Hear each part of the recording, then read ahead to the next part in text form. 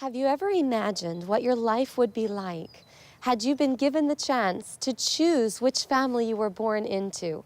The chance to choose your parents.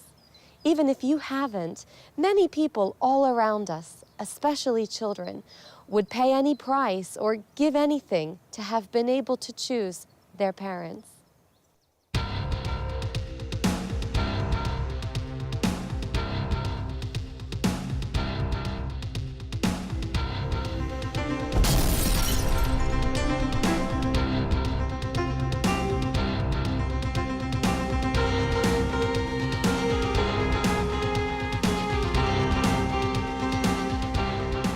Both of my parents were very young, and they had no idea how to raise children.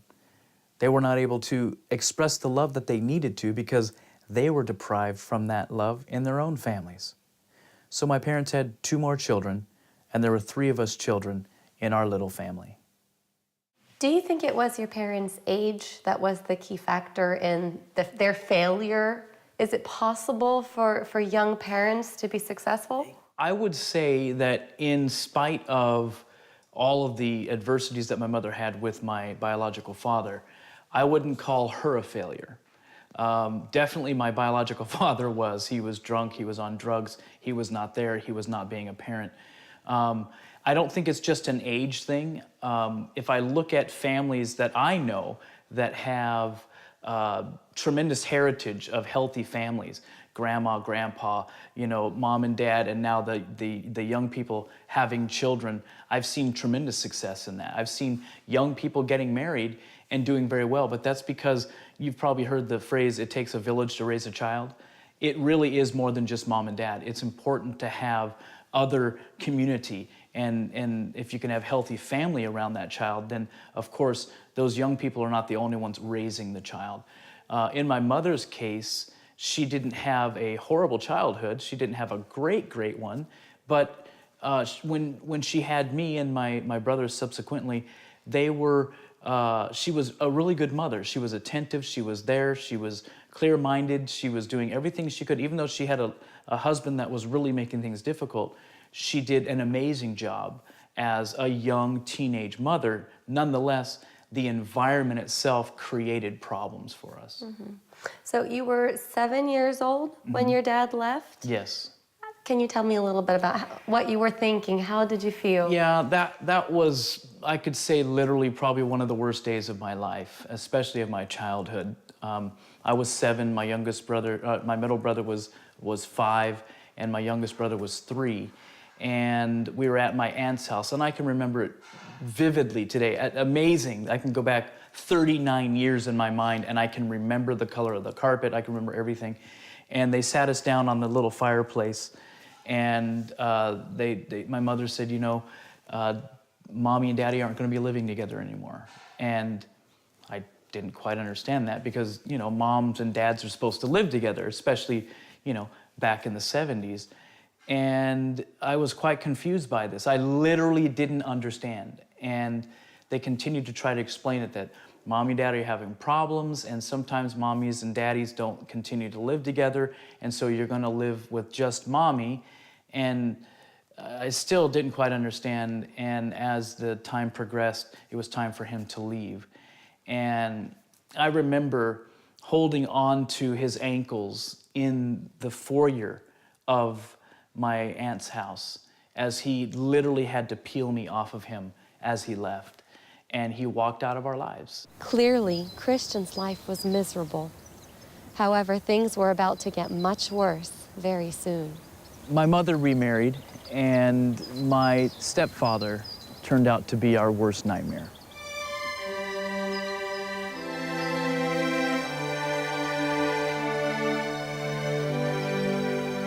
The physical abuse, it was terrible. And the mental abuse, the things that he would do to us mentally and emotionally, and the games that he would play far outweighed the physical abuse. I'm so sorry, Christian, when I hear you telling me about this, to imagine that anything could be worse than the physical abuse.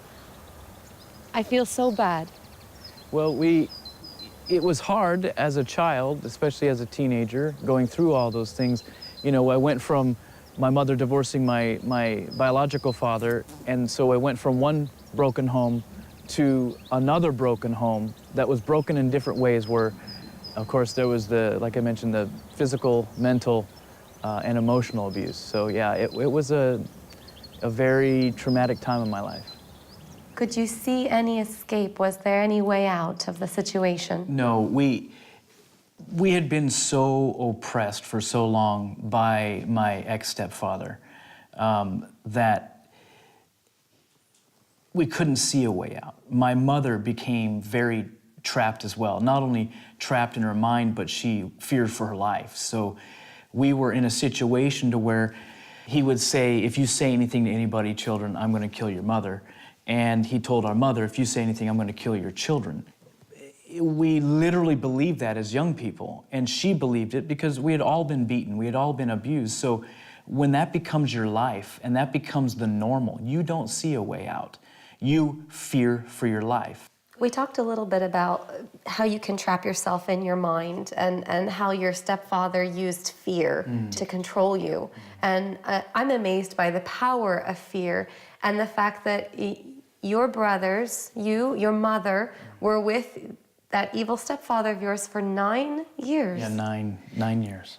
As a mother, as a wife, as a woman, I find that really difficult to comprehend that she was with him for that long. It didn't happen overnight. He wasn't abusive and mentally tearing down like overnight.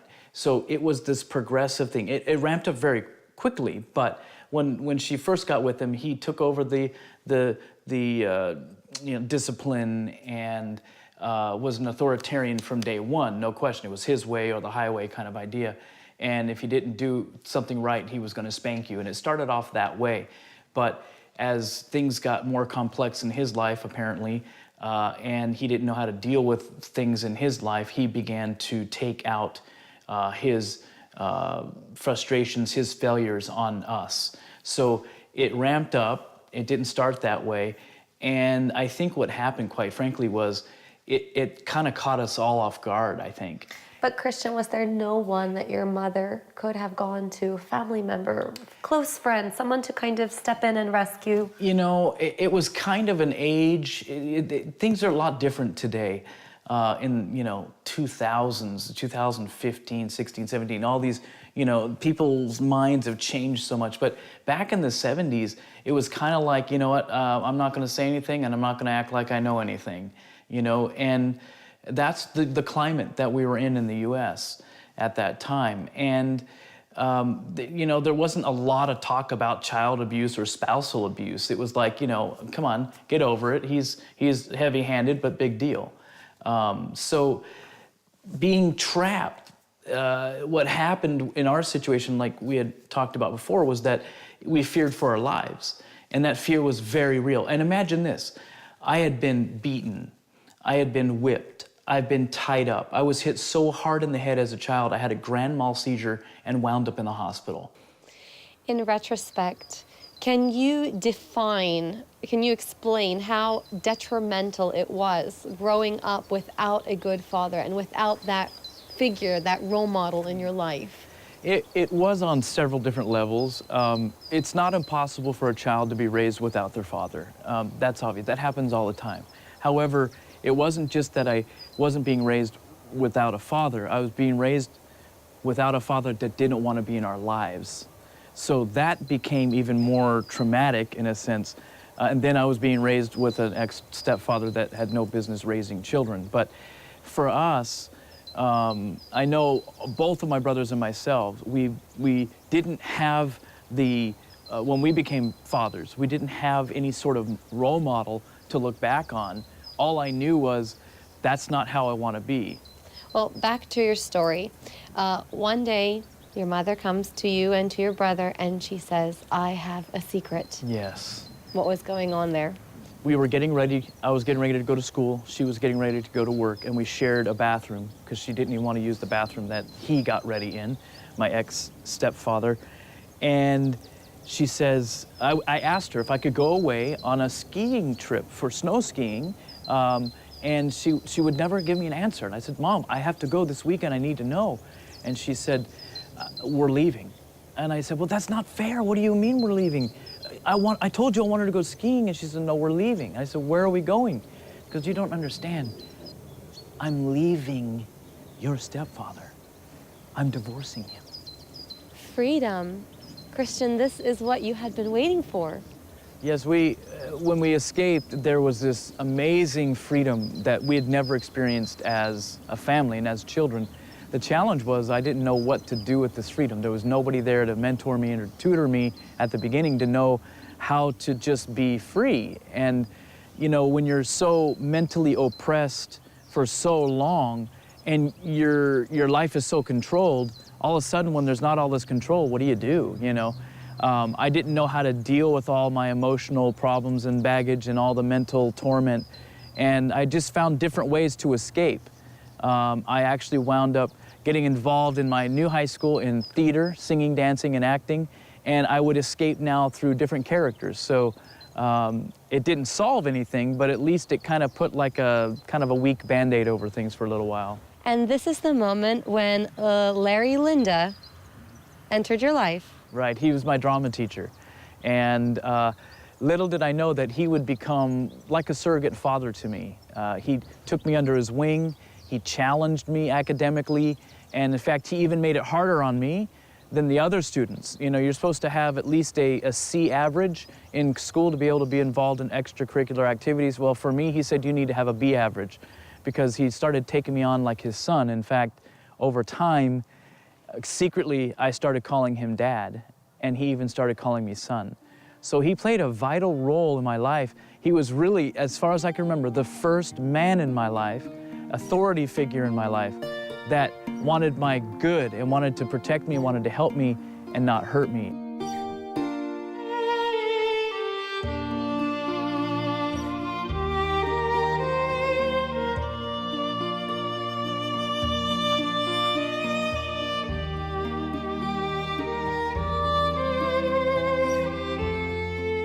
I think it's sad the way my dad was raised, of course, and although it was sad,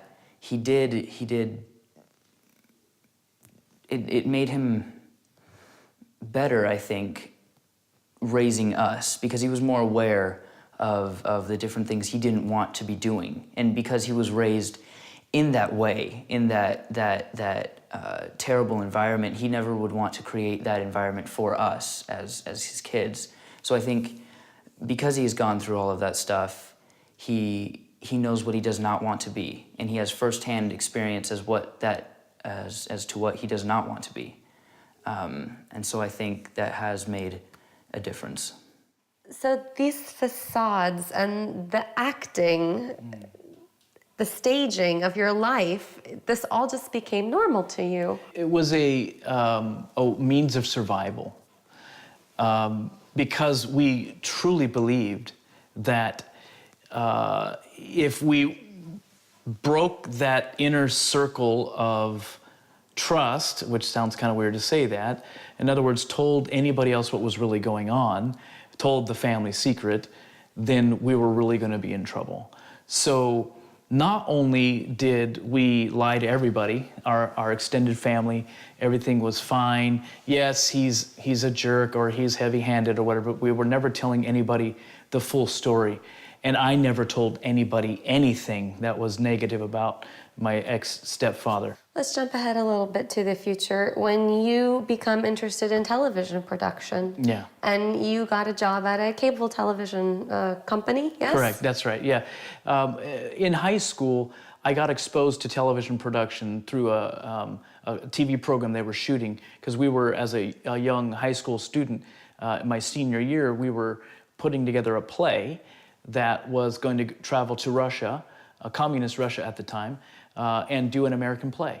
And so this got a lot of news coverage, and we even had telethons to raise money, and so we had production crews around. So the first time I'd ever been around TV, and I was very, very intrigued by it. I remember being wanting to touch the cameras and wanting to be in the control truck and just be able to be a part of it. I basically became an apprentice and started learning how to do video production, lighting, writing, shooting, editing, and delivering. And you were successful at this? I was. In fact, eventually this built into myself and two other people going into business together. And eventually one person left the company, and myself and another lady grew one business into 3 companies. And we had over 30 employees doing very well. How old were you at this time? My first business started at about 20 years old. And by the time things were just going amazing, I was about 23 years old. So 23, young and wealthy. And doing well. I wasn't mega rich, but I was on my way. I knew I could become a millionaire before I was 30. And then, unfortunately, the bottom fell out of everything when my ex-business partner embezzled our companies into the ground, and I lost everything. Very soon after that, you met James. Yes. Your very first Christian friend. Indeed, we were friends together, and he was a creative person as well, into photography, and I was into videography, so it was a good friendship. I moved out of my mother's house while I was trying to get my feet under me financially, and James and I became roommates. And we had a nice time together, a good close friendship, and I started deeper into production and got back into it to pay my bills and to rebuild my financial life. One day, Christian happened to interview a young lady looking for a job. I remember when she walked into my office. In fact, I'm working at this place of business, and there were 2 of us managers interviewing people because I was actually leaving the company. So I was interviewing for my replacement. And as she walked in, I immediately was taken by how pretty she was. And I said to my manager friend, I said, I got this one. Let me have this one. So as I went home, I called back up and talked to a couple of my friends that worked there, and I said, hey, what's the story with Kobe? Do you know if she's seeing anybody, if she's in a relationship or not? And so they went and did my covert ops activity there to find out what was going on in her life, and she was free, apparently. So I called her up and I said, hey, this is Chris. And I went by Chris back then, not Christian. I actually didn't like the name Christian, but I wasn't impressed by Christians, frankly. But so I went by Chris, and I asked her out. And that was our first date. We sat in a coffee shop for about 4 hours and just talked, and we became great friends. We literally had a 6-month relationship, a friendship, long before I ever even held her hand. Best way to start. Yeah, long before I ever held her hand or kissed her. And so as a secular heathen guy, I was done with all the old relationships, and I wanted something different this time. I was looking for a life mate, and eventually in her I found one. One day, you got a call to direct a live transmission of a camp meeting. Now, tell me, is this really a meeting about camping? No, it's not, and I didn't know that. So understand, at this time in my life, I had some serious problems with some previous businesses that I had had, and lost everything, and I was back into video production, and I'm learning how to rebuild my financial life, frankly. And I was taking any job I could get in TV production. I had a producer call me, and he said, I have a 4-day event. Here's what it pays. Do you want it? And I'm like, I'll take it. And I said, well, what is it? He said, it's a camp meeting. I said, well, what's a camp meeting? He said, I don't know, it's a meeting about camping. You know, I said, great, I grew up camping. Let me go and shoot this camp meeting. Was he joking with you? He knew what it was. He was a Christian, and he knew I needed something in my life, so he set me up. So I show up to this camp meeting ground, this camping ground, and there's people there with tents and caravans, you know, motor homes, and they're all camping, right? So it just reinforced in my mind, this was a meeting about camping. As I went to find the man that was running the entire camp meeting, I asked him, you know, what kind of camera angle should we have, and would you like me to have maybe a handheld remote camera for whatever you're going to do, your tent demonstrations or what have you? And he looked at me like I was a crazy man. He said, what are you talking about? And I said, this is a camp meeting, right? And he said, yes. And I said, so what kind of things are you going to be demonstrating? He said, oh, no. He said, I see what you mean. This is a set of religious meetings that people camp at. And I was like, oh, great. Oh, big surprise. So I was not excited about this job. Frankly, I remember just kind of pouting thinking, my production career has sunk this low. I mean, that's really where I was. That was my thinking. So little did I know where that meeting would lead, because from that moment on, I can clearly see how God began to work in my life. And from there on, my whole perspective slowly, but it did start to shift. Back to your story. You and Kobe got together, you're a couple. Yep. And you were in the production work. And also Kobe's career starts to take off. Right. In fact, we became boyfriend and girlfriend officially, and we moved to a coastal town down in Southern California, closer to Hollywood, where there's a lot of production going on. And there, my production career really started to take off, like you said. After being together for close to a year, we were intimate with one another. I eventually got her pregnant, and that came with mixed emotions, of course. Oh man, I'm gonna be a father. You know, I wasn't ready to be a father. I was career-minded at this time. And Kobe wasn't ready to be a mother. She was very career-minded as well. And then we lost the baby. Christian and I had lost a baby, and that kind of pivotal moment in my life really shifted my thinking. I started reevaluating my goals and, you know, my career choices and all these kind of things. And it just, I think, opened my heart to want something more, and that there needed to be more to my life experience and the things that I was going to do to have the joy I was seeking. I had this overwhelming desire to go out, actually, just kind of take a breather from life, go out, back out to California. We had moved to another state now, and I wanted to go back out and visit some friends. And I had this overwhelming desire to go see a friend of mine named Danny Vieira. Now, Danny was the guy at the camp meeting. He was always positive, and he had, you know, good advice. I knew he had wisdom. Didn't understand at the time that really a lot of his wisdom came from God. I knew he ran a ministry. And as we sat there and talked, told him about my life and how I'm no longer with Kobe. I got her pregnant, but we lost a baby. And now I'm not living with her anymore because I don't want to be intimate with her right now. And he was like, this is great, you know. And I said, no, this is not great. He said, no, I told you a long time ago, Christian, that God has a calling for your life, and he wants to use you in his work. And I didn't know what that meant at the time, but I was intrigued by it. And so we took 3 days and actually started praying about it. I'd never prayed before. And he said, why don't we pray about you coming and working here? And within 3 days, I knew without a shadow of a doubt that God had impressed me to work there at his ministry. And my life would never be the same. I can say I discovered Jesus. I discovered my Father in heaven that wanted nothing but good for me. He never wanted to hurt me. He just wanted to help me. And just that knowledge alone and that picture of a tender, loving Father embracing me in his arms saying, I've got you and I'm never gonna let you go. That absolutely changed my life.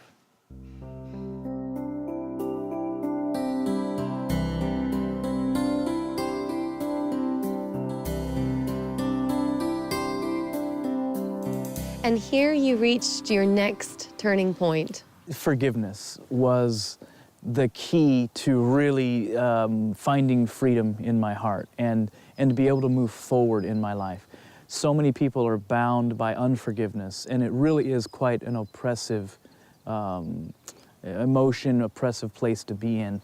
And I had 3 massive journeys that I needed to travel.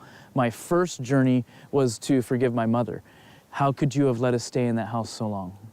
And that was very difficult for me, because when she would say, I'm sorry, even if she was crying and saying, I'm sorry, I kept you there, I wish I would have been stronger, I wanted her to say something more than just, I'm sorry, because for almost 10 years of horrible life, a simple I'm sorry doesn't fix it.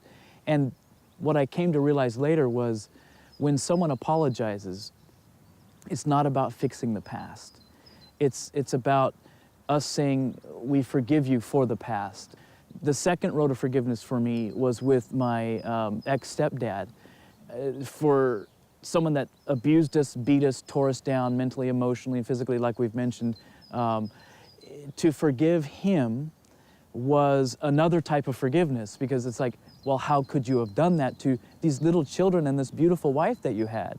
What kind of monster does these things? And it wasn't until God helped me to see him through God's eyes as just another poor person, a poor sinner, someone that needed Christ in his life. And then the third road of forgiveness for me was with my biological father. And frankly, out of the three, that was the hardest for me. Let's get back to Kobe. That's a good place to be. 6 months later, Kobe walks back into your life. Amazing. In California, the place where you were living and working. Yes, in fact, I was living and working for the Lord, and I had been praying. She didn't know this. In fact, nobody on the planet knew I was praying, Lord, please, if there's any way that we could come back together, please make it so. Well, within 3 days, God had answered my prayer, and she had traveled close to 1,000 miles from where she was living and just showed up at the ministry unannounced. And I was absolutely astonished because I had been praying and God gave me a direct answer to prayer. And I was a new Christian, so this is very exciting for me. That night, I took her to dinner and just started explaining to her what God had done in my life and how my life had changed. And she almost like wanted to reach out and touch me like, are you for real? This is so different, you know, because my values had changed. And I became a moral person by God's grace, you know, and some of these baggage of emotions had started falling off, and I was just more open to love and to communicate. And I started telling her what I wanted in life. I went down this list. I got very specific, and I just said, you know, I want vegan, vegetarian cooking. I want to live in the country. I want to homeschool my kids. I want to work for God until Jesus comes or until I die. And she just started crying, and I'm thinking, oh, no. Too much. That's too much. She says, I don't know what's happening. I want those things too. And so God had been working on her heart while I was away. And of course, God had been working on my heart as well. And he made it to where we were going to be coming together now on a different platform. Today, you're the father of 2 boys. Yep. Shortly after your second son was born, that's when God called you again in a special way. In fact, he began a ministry for us. I had already been working for the Lord for about four and a half years at that time, full-time for him.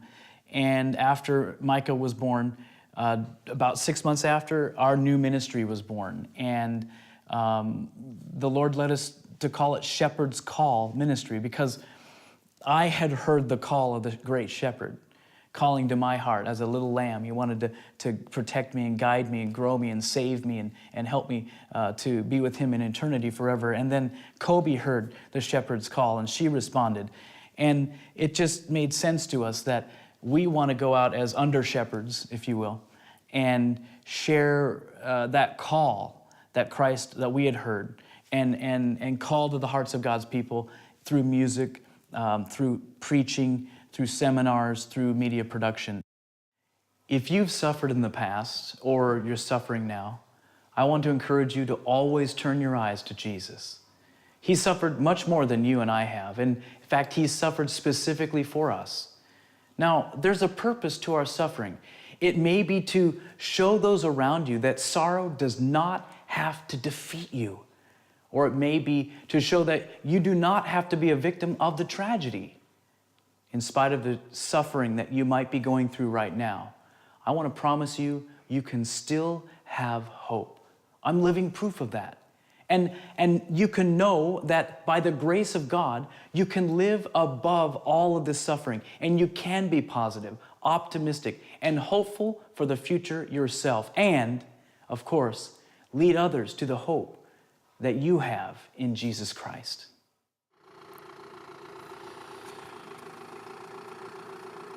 When your father and mother forsake you, then the Lord will take you up.